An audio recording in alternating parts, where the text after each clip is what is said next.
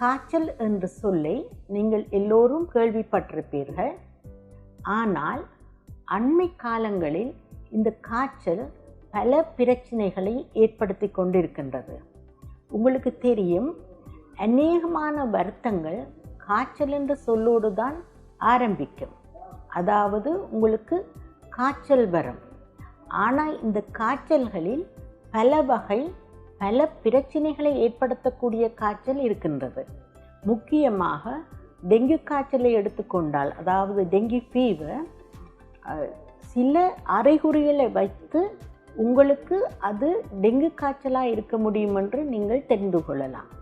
அதாவது காய்ச்சல், தலையிடி, கண்ணுக்கு பின்னால் நோய் அல்லது சில சிவப்பு புள்ளிகள், உடம்பு முழுக்க கைகால் நோய், அப்படியான பிரச்சனைகள் இருக்கும் பொழுது நீங்கள் அதை சாதாரணமான காய்ச்சலாக எடுக்கக்கூடாது.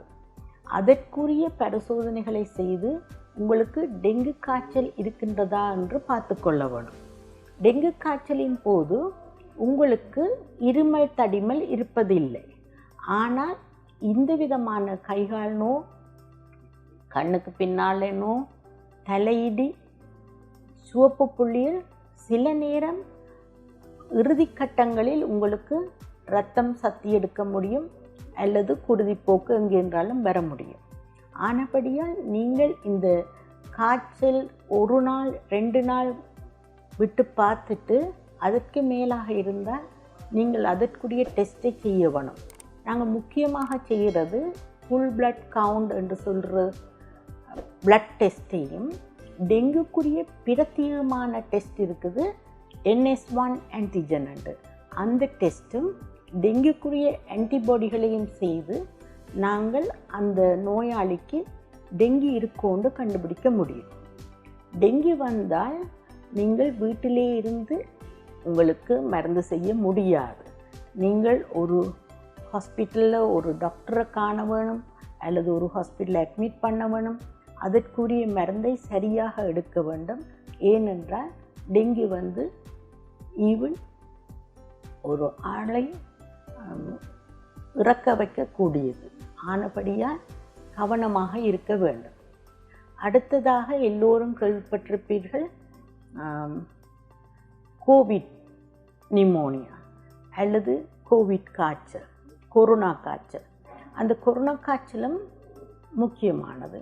அதில் வந்து கூடுதலாக உங்களுக்கு காய்ச்சல், தடிமல், இருமல், மூச்செடுக்க கஷ்டம், அப்படியான அறிகுறிகள் தென்படும். நீங்கள் அப்படியான அறிகுறிகள் தென்பட்டால் நீங்கள் உங்களோட மருத்துவரை நாடி அதற்குரிய பரிசோதனைகளை செய்ய வேணும். நாங்கள் ரேபிட் ஆன்டிஜன் டெஸ்ட் என்று சொல்கிற டெஸ்ட்டை செய்வோம் கோவிடுக்கு, அல்லது கோவிட் PCR என்று சொல்கிற இன்னொரு டெஸ்ட் இருக்குது. அது செய்து அதிலே உங்களுக்கு கோவிட் நிமோனியா இருக்கோ கோவிட் காய்ச்சல் இருக்கோ என்று சொல்லி கண்டுபிடிப்போம்.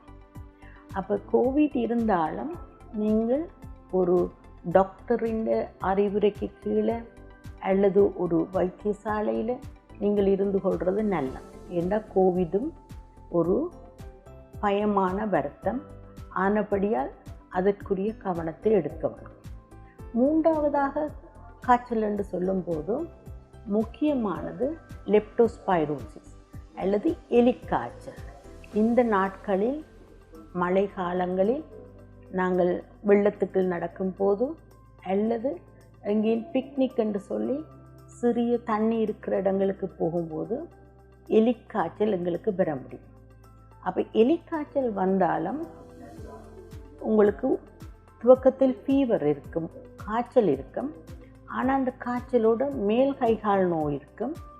சில நேரம் சலம் சிவப்பு நிறமாக போக முடியும், கண் மஞ்சள் அடிக்க முடியும். அப்போ அப்படியான அறிகுறியோடு காய்ச்சல் வந்தால் நீங்கள் ஒரு டாக்டரை அணுகி உங்களுக்குரிய பரிசோதனைகளை செய்து முடிக்க முடியும். அதிலே வந்து நாங்கள் லெப்டோஸ்பைரோசிஸ் ஆன்டிபாடி டெஸ்ட்டையும் ஃபுல் பிளட் கவுண்ட் என்ற டெஸ்ட்டையும் செய்வோம்.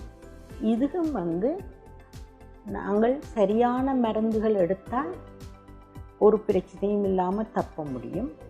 அல்லது சிறுநீரக ப்ராப்ளம் அல்லது மூச்சு விட கஷ்டம் போன்ற வருத்தங்கள் வர முடியும்.